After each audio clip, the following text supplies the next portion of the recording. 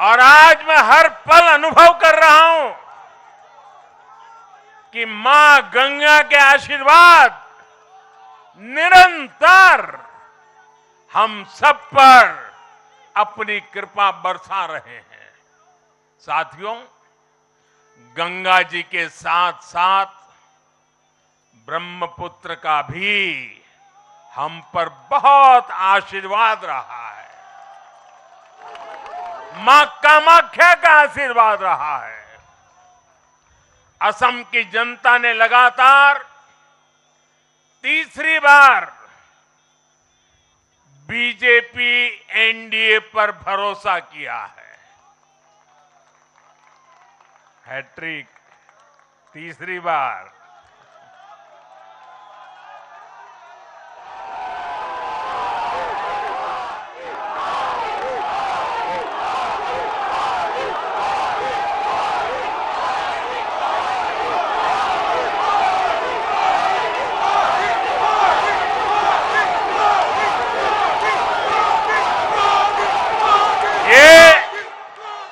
असम के इतिहास की बहुत बड़ी घटना है।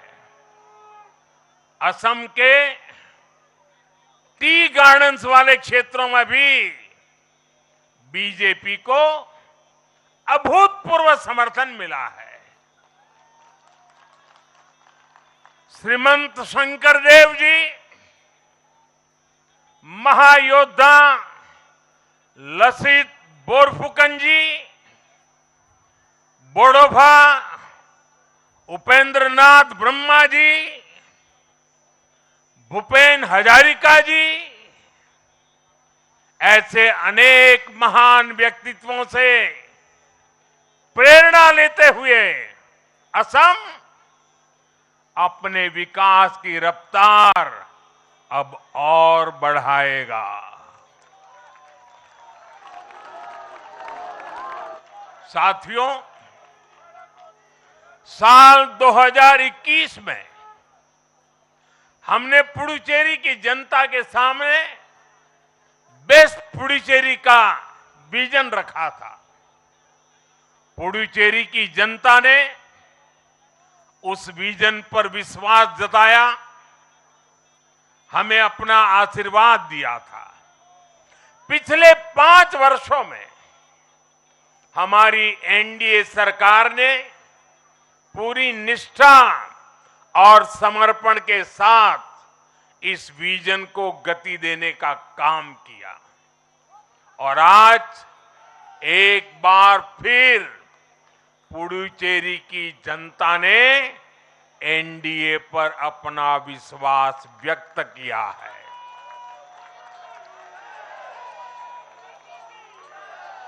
मैं पुडुचेरी के युवाओं को, मेहनती फिशरमैन साथियों को भी विश्वास दिलाता हूं, एनडीए सरकार आपके उज्जवल भविष्य के लिए निरंतर काम करती रहेगी।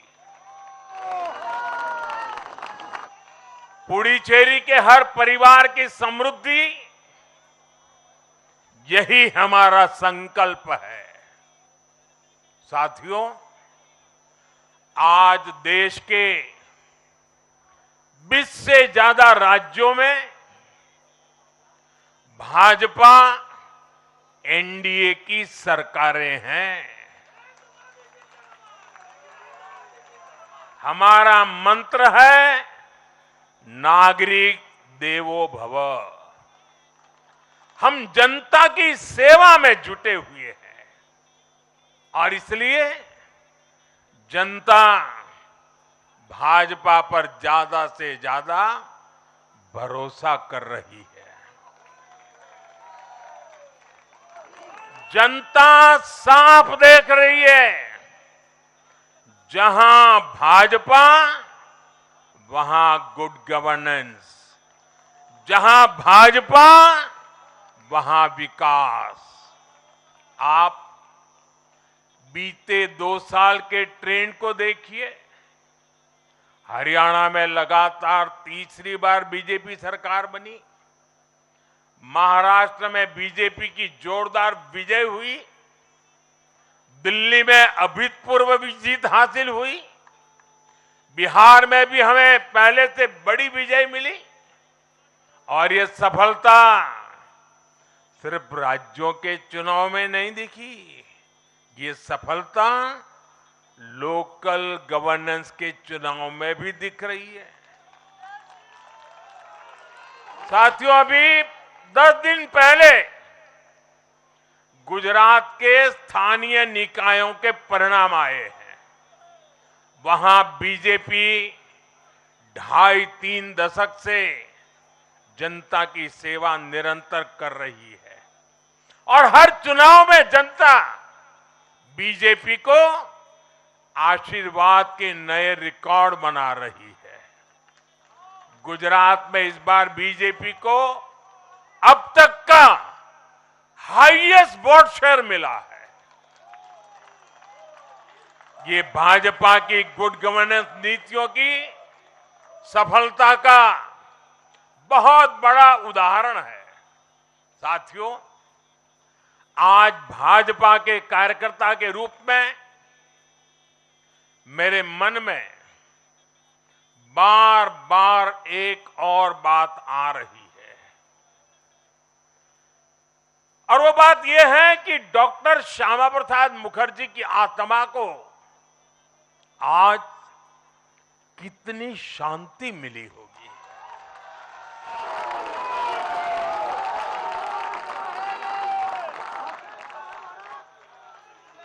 उन्होंने 1951 में जनसंघ की स्थापना करके प्रत्येक कार्यकर्ता को संदेश दिया था कि देश के लिए जीना है और देश के लिए मरना है। उन्होंने अपने जीवन से साबित किया कि राष्ट्र सर्वोपरि का मंत्र लेकर चलने वाले अपना जीवन देने में एक पल का भी संकोच नहीं करते। साथियों, डॉक्टर मुखर्जी ने पश्चिम बंगाल को भारत का हिस्सा बनाए रखने के लिए एक बड़ी लड़ाई लड़ी थी। उन्होंने जिस सशक्त और समृद्ध बंगाल का सपना देखा था, वो सपना कई दशकों से पूरा होने का इंतजार कर रहा था। आज 4 मई 2026 को बंगाल की जनता ने हम भाजपा कार्यकर्ताओं को वो अवसर दिया है। साथियों, बंगाल के भाग्य में आज से एक नया अध्याय जुड़ गया है। आज से बंगाल भय मुक्त हुआ है, विकास के भरोसे से युक्त हुआ है। बांग्लाय परिवर्तन होए गेछे।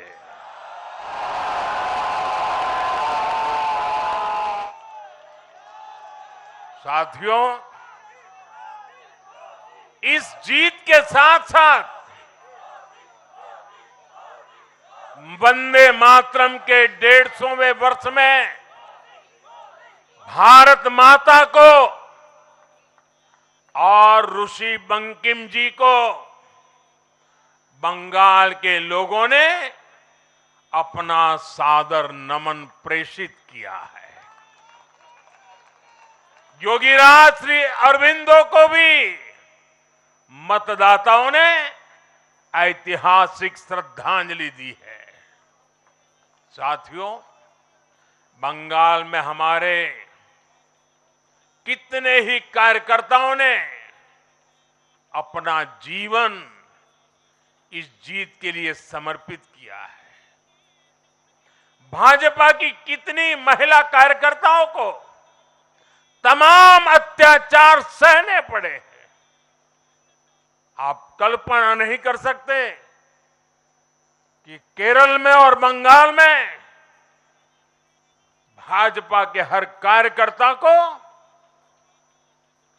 कितनी मुसीबतें झेलनी पड़ी है, उन पर कितने जुल्म हुए हैं, कितने अत्याचार हुए हैं। मैं आज बंगाल में भारतीय जनता पार्टी की सफलता का श्रेय ऐसे सभी कार्यकर्ताओं को, उनके परिवारों को देता हूं। मैं जीत बंगाल की जनता को समर्पित करता हूं।